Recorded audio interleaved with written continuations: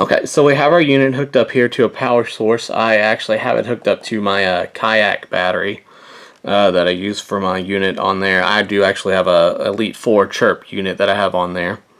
So this should power just fine. So you'll go ahead and hold down on your power button. It'll bring up the Elite Lowrance logo there. It does take a little bit to start up because, again, these are a little bit slower processors in here than the other versions of the Lowrance units. Okay, so once you get your unit turned on for the first time, it's going to ask you, do you want to enter demo mode? You're not going to want to do this unless you want to look at a lot of pretty pictures of fish that you're never ever going to actually see. What demo mode is what you see in stores. It just shows you kind of examples of lakes and what fish look like when they're schooled up everywhere or sitting on structure, and we all know that we hardly ever actually see that. But it does give you some kind of reference as to what you want to look for. As far as that goes, but as far as my experiences have gone, I've never seen anything like demo mode. So after you say no, it'll ask you what language you want. Of course, I am in Texas, so I want English. Okay, and then every time you turn this on, this pops up. Do not rely on this product as your primary source of navigation. So you just hit enter to run by that. It'll ask, do you want to run the setup wizard? You're probably going to want to do yes. Here it asks you to pick which transducer you're going to be using, the 83200 or the HDI 5200. I will be running the 5200, so I'm going to go ahead and select that one. Will this primarily be used on lakes? You're going to want to say yes on this unless you're fishing open ocean water. Are you primarily going to ice fish? No, we're not going to do that. And you fish in less than 60 feet of water. Even if you run lakes that are more than 60 feet of water, do not say yes to this because you're not catching bass down there. There's no need for you to scan that far down. If you're catching bass down there, you call me and tell me about it because something's wrong with your lake. Are you an advanced fish finder user? Here, you're going to want to say yes because this doesn't necessarily change anything. It just gives you extra options. So once you get accustomed to this actual unit and functioning, you're going to want to have those extra options. So go ahead and say yes. Now, if you don't care about it and you're going to strictly run on whatever the unit has just given you, then you can say no, but I always recommend saying yes just so that you have those extra options at the get-go. So first thing we have here is our map. Generally, this will go ahead and automatically pick up our location. Being as to where I am right now, I'm not sure that it'll pick up. I'm kind of out in the middle of nowhere, and I'm not sure that it'll acquire my location. However, when I'm on the lake, it picks it up pretty quick. So here we're going to go ahead and hit our Pages button. And down here at the bottom, again, like I mentioned earlier, this brings up everything that you can select here. So first we have is strictly your compass. Second, we have down imaging only. Third, we have sonar only. Here we have GPS only. Here we have GPS and sonar, GPS and down imaging, sonar and down imaging, which is what I use the most. And here you have all three. So generally, like I said, I run it on down imaging and sonar so that I can see the sonar picture and kind of differentiate what I'm seeing with sonar to down imaging. To me, that's the best way to kind of tell what you're looking at, to kind of differentiate structure and this and that. But so we'll go ahead and hit our menu button here, and over to your left hand side it will bring up your first set of menus. So you can change lots of different options here. First, you can set up a new waypoint. You can set up a new waypoint at any time, and I'll go over here. Actually, what I'm going to go ahead and do is set this up in simulation mode so that I can show you some of these things. We'll go to our settings and hit enter. We're going to go down to simulator and then click on hit enter on simulate, and that will go ahead and start simulating some fake stuff for us so that we have something to see here. So as you can see here, it's starting to scan in some stuff. Like here, these are clearly bass sitting on the top of a ledge, waiting to eat. Again, how often do you see that many bass sitting on a ledge just waiting for you to catch them? It's not very often. And over here, the little dots, Of course, those are the fish. Again, I like to have my sonar and my down imaging so I can see what's what.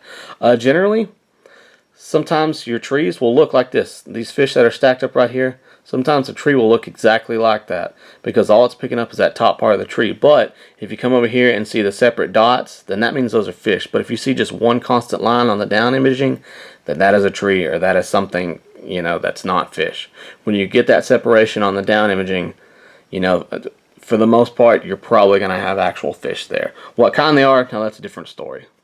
That you'll learn in time as to what they are. Generally, if the fish are down here on the bottom of the ledge, you're probably not having bass. Those are probably sand bass or striper or something like that. But if they're on the top of this ledge like this here, that's probably a bass just sitting there hanging out on top of that ledge. Of course, here you're going to have some rocks, and then some rocks over here in your down imaging, and of course you have a fish hanging out near that structure. Right here's the dot that represents that same fish. So anyways, so we'll go ahead into our menu here. You can set a waypoint, like I said. We'll go to our pages and open up our GPS map here. And again, at any point in time, you can use your D-pad here to move the cursor around and set. You just hit enter and it'll automatically make a waypoint for you. You can go up and name it whatever you want and save it, or you can just cancel. So again, at any point in time, you can go set a waypoint as long as you're on the screen. Even if you're on the sonar screen, you can still set a waypoint. It'll set it to where you are.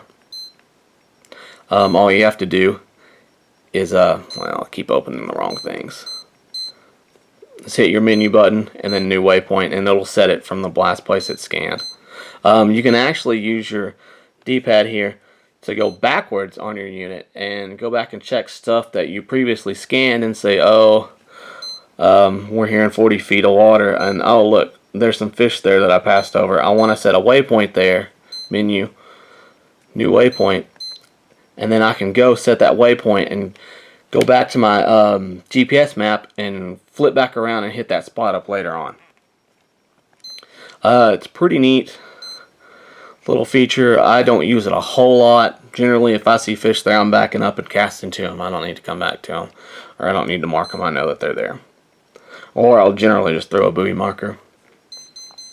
So we'll go back to our menus here.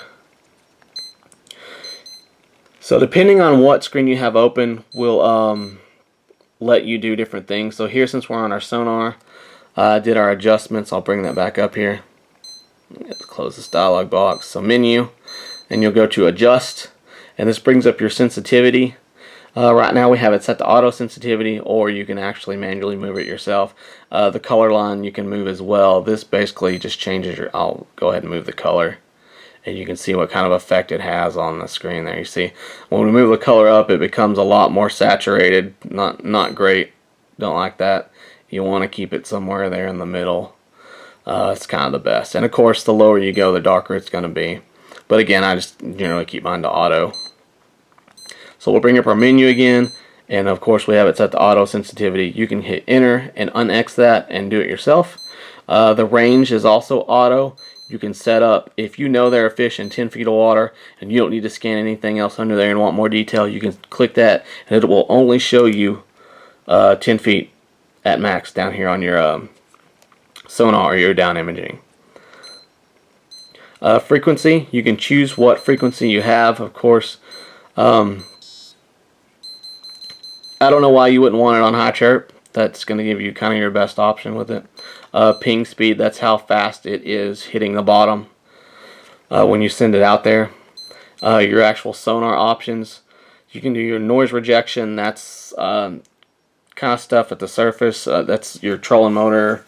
If it's giving off a lot of stuff, you can put that on high. However, it kind of messes with your picture, so I don't generally mess with that. Same thing with surface clarity. Split zoom, split flasher, those add flashers on there. Here I do like to change the color of the background on we'll go to bluefish reveal, and that'll change your background over here on your stuff. And again, if you just have your sonar up, it's only going to change your sonar. If you're in your down imaging, it will change your down imaging color. So again, we'll go back Close dialog. Again, we will go back to our sonar options. You can turn on fish ID.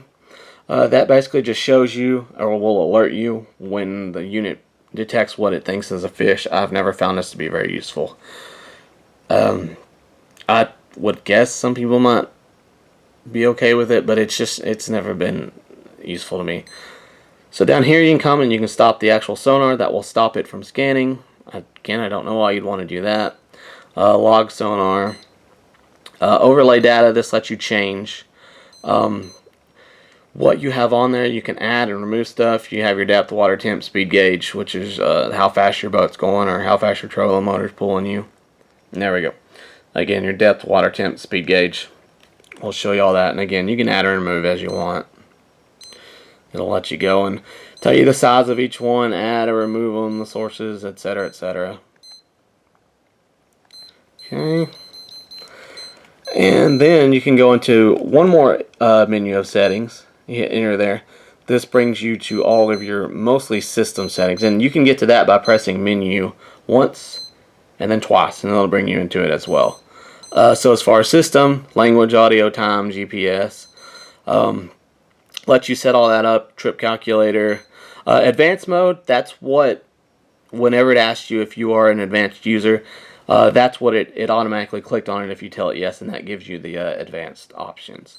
Lets you restore defaults and browse any files that you have on there, which could be lake maps or anything like that you have pulled from, I guess, the Corps of Engineers website or anything like that.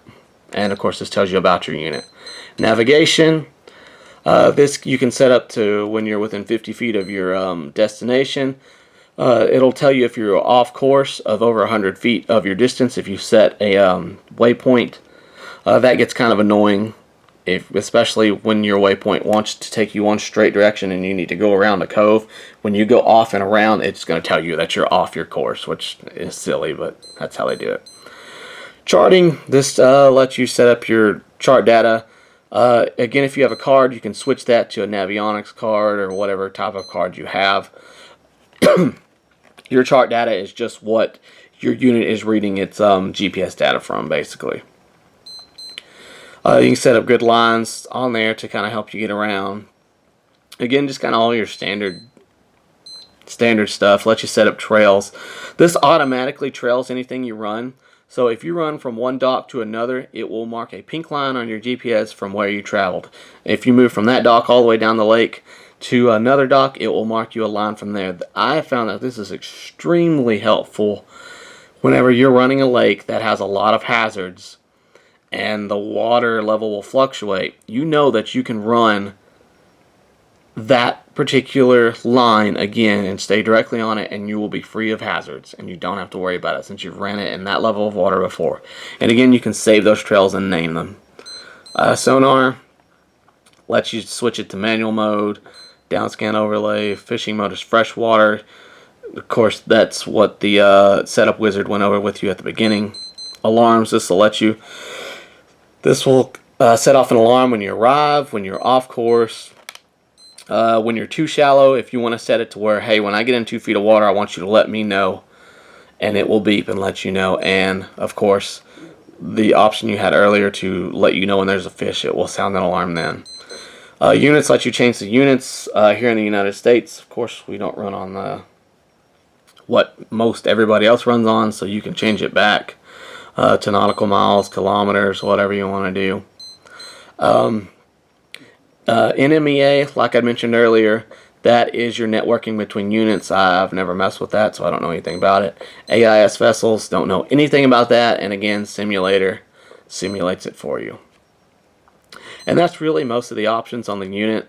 Again, your pages will let you switch and let you show you all kinds of different stuff on there. You can actually go in and set up your own under pages. You can set up, hey, I want one with GPS and sonar only, but I want the GPS to cover 3/4 of the screen and sonar only to cover 1/4 of the screen. You can set it up however you like. So this unit is really neat. You can do a lot of stuff with it. again, I just gave a quick overview. I don't have time or the knowledge to tell you everything that's here, but like I said, this unit, for what it costs, I think these units run about $600. You're going to pay about $900 for well, all in, you're going to pay about $1,000 to $1,200 to get down imaging with the higher end units, because you're going to have to buy those extra accessories that go with it, install them on your boat, etc., etc., etc. Here, all you need is this unit and your actual transducer to get all this stuff working. So, great little units. Again, Lowrance Elite 7 Chirp. All the Elite units come with down imaging built in. Some of them, again, won't come with the mapping technology. I believe these are the Elite X series. Elite X4, 7, 5. Those will not have mapping on them, but again, they will come standard with sonar and down imaging. So anyways, guys, thanks for watching. I appreciate you staying with me here. I hope this helped you out a little bit with making a choice of kind of what you want to buy. Again, you know, it's price versus what you can spend. If you want a cheap unit that can down image, you know, give you that advanced technology for cheap, this is what you need. If you want to pay for the higher end units, you're going to get a better processor, you're going to get faster imaging, but you're going to pay more and you're going to need to buy more accessories to get it up and going. So thanks for watching, guys. I really appreciate it. Like, comment, subscribe, you know all that. Go check out the Hooked Up Network, and we'll catch you next time.